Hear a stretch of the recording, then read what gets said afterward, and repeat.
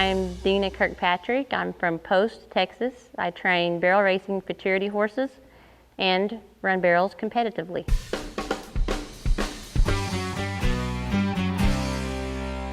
I apparently love it. I've been doing it since I was 9 and I'm in my 40s and still doing it, and I have changed from, I love it. I love the challenge of teaching a new horse, a young horse I should say instead of new. I love that challenge. I love their minds. They're fresh-minded. Every one of them is different. They think differently.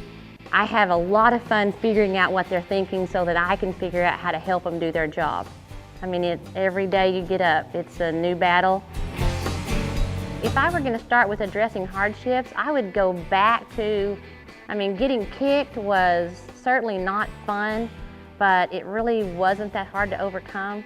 To me, and I was lucky. I broke one bone and it could have been so much worse. So that, and in a way, at that point in my career, I had had a ton of success.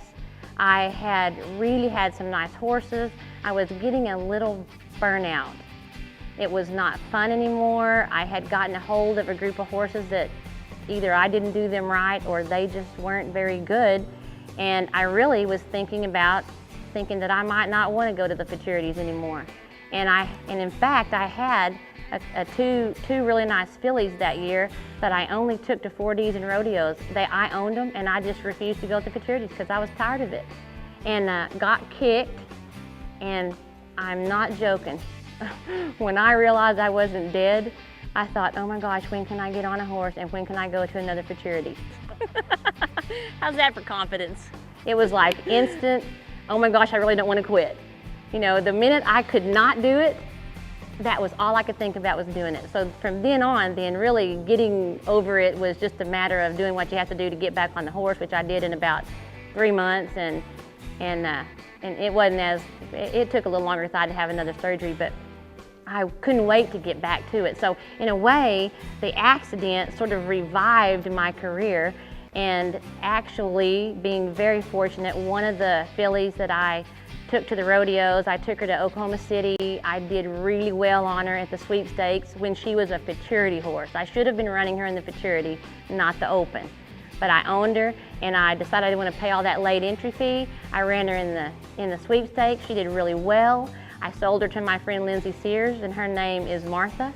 And Lindsay proceeded to go to the NFR on her the next year. Probably because I did not push the mare too much too soon. I took her to rodeos when she was a futurity age mare. And anyway, so it worked out great. I mentally got back wanting to do it again.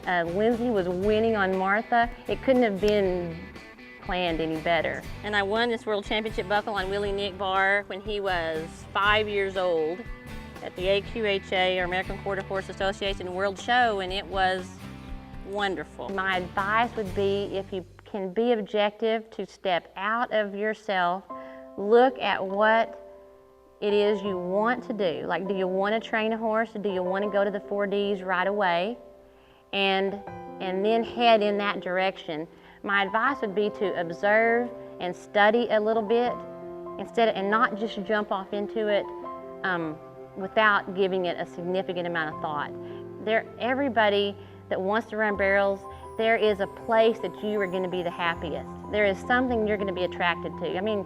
You may not ever want to train a colt. You may not want to have to deal with that, or that may be all you want to deal with. If you want to go to the 4Ds, go watch a few.